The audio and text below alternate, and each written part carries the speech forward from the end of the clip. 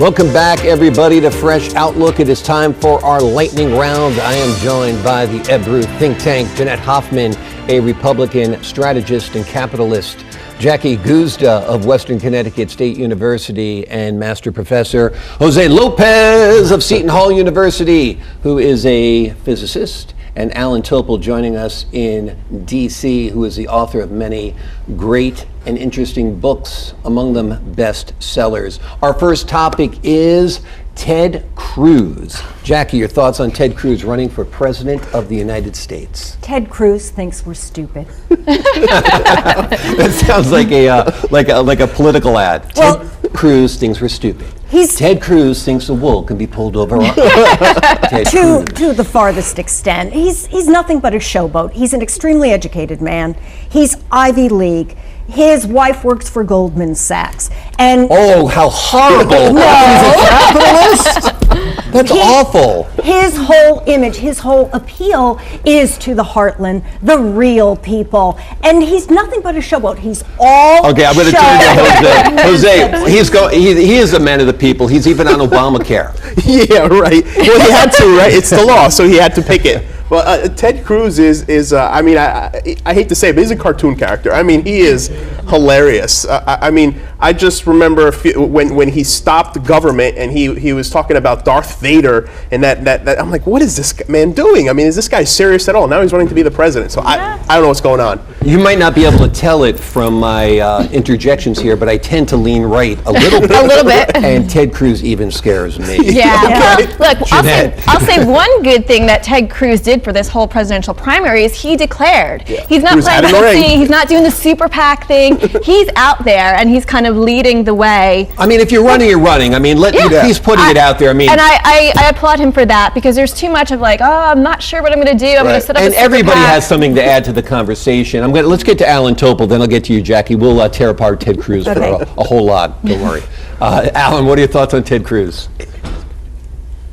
Well, I find Ted Cruz scary. As you may have used a couple minutes ago, but scary in this sense because the man speaks very well, knows how to deal with a crowd, knows how to get crowd support.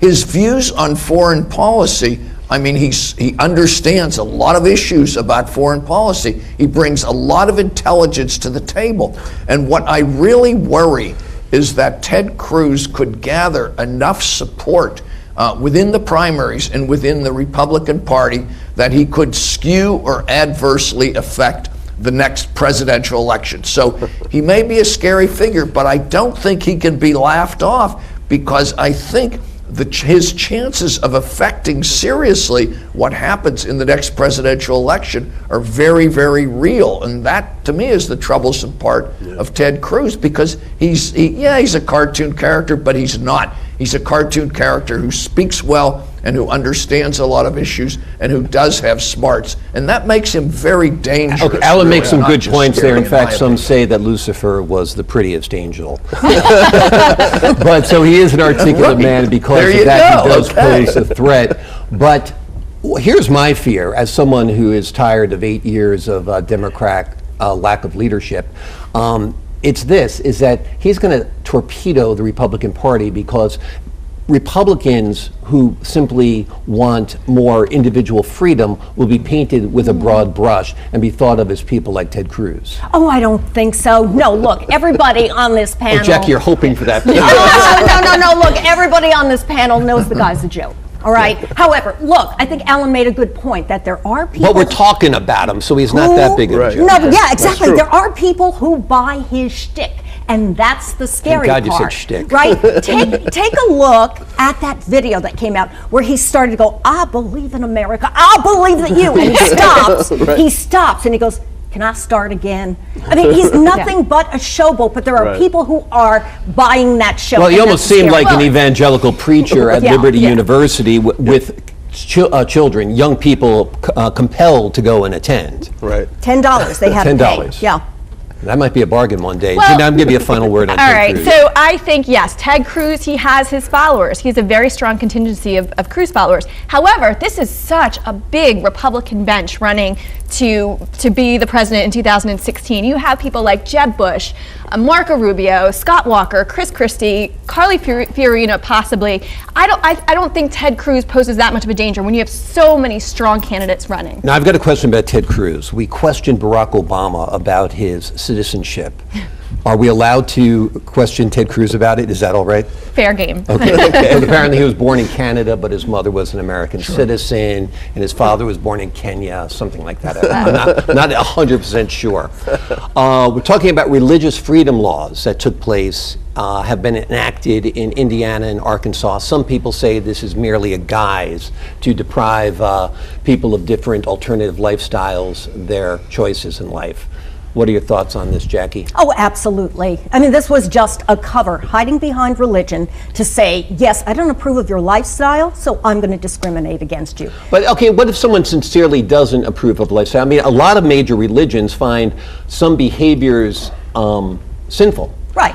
But So don't you think- almost every major religion finds certain behaviors Of sinful. course, of So are course. we have to let these people be patrons of our stores and offer them services as well? Look- I'm just playing devil's advocate. Lucifer Right. has been invoked twice here now. Of course. Let me bring the angel back Okay. in. No, look, you can hide behind these kinds of things. That's the problem. You might not approve of it, so therefore don't engage in that kind of behavior. Bring them their cake. Let's go to Jose. Jose, quick soundbite on this. I mean, it's an interest. I mean, I'm not going to say it's interesting. It's just a very strange law in the year 2015 that this comes out where you can refuse service to a group of people. I mean, it's like we're going back to the 1960s. I think it's a reactionary feel, absolutely. Yeah.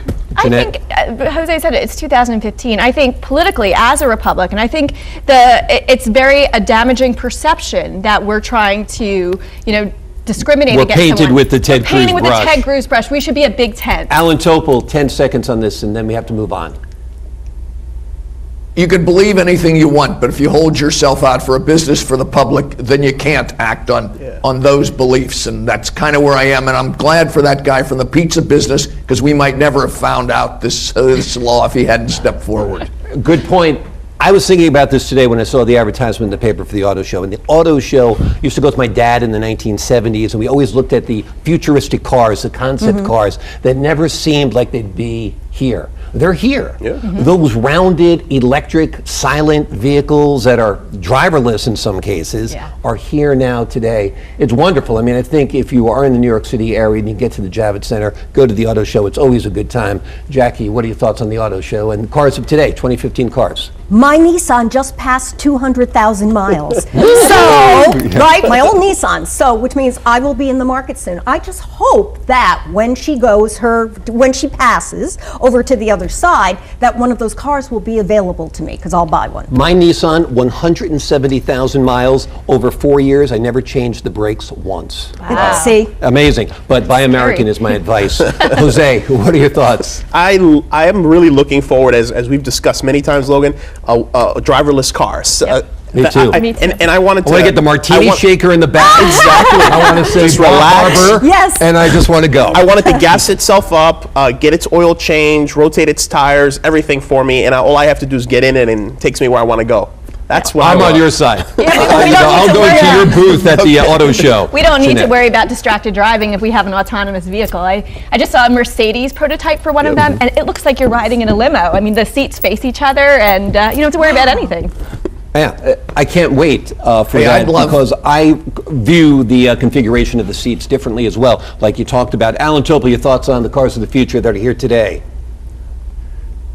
Yeah, from a Washington perspective, I'd love any car that reduces our dependence on foreign oil. I don't care what kind of car it is. This country has got to get out of the foreign oil business. I just wish Ted Kennedy had lived long enough to see a driverless car. That is that is my only thought as we commemorate his life with the opening of a Kennedy think tank. Okay, it is a holiday weekend. Friday was Passover Seder for many people. Sunday is Easter. It also marks the 3 months of holy observance before the beginning of Ramadan. It's a great time of year. Tell me a little bit about your thoughts on the holiday weekend, your traditions, whatever you feel like to say. Jackie? That was really below the belt what you just did to Ted Kennedy. God rest his soul. Yeah, God rest his soul. However, I'm just going to take the dogs out and spend some nice time with them, and Dress them up like Easter bunnies. Yeah. Jose? It's a family holiday, one of the few where I think it has not been overly commercialized. Yeah. So I think that's a good thing. The Easter Bunny bought me a Mercedes. Exactly. No, but Driverless. I'm hoping that the Easter Bunny comes for my children and I don't eat all the candy that he brings. Raiding my their goal. Easter baskets is one of my favorite things. My kids had like such disappointed looks, like, who bit the head off my white chocolate bunny? Allan, tell me your thoughts on the holiday weekend. Hey, I love it because it's a family affair, and I also love it because 2 nights ago, Washington had cleared out, and 2 nights ago we could drive to a downtown restaurant with nobody on the road. Exactly, it's a good fabulous. chance. Friday night was your time to get a prime spot in a New York or Washington restaurant. True story, when I was a kid, my parents used to take me to the Easter parade in Manhattan, and I always thought I missed it because there was no parade, because all people do is get dressed up and walk up and down Fifth Avenue. There are no floats and no balloons and all that stuff. That's it for this edition of Fresh Outlook, Ebru-TV talk show that does what else but help you keep your outlook fresh and informed. I'm Logan Crawford. These folks here are the Ebru Think Tank. Happy holidays, everyone. See you next week.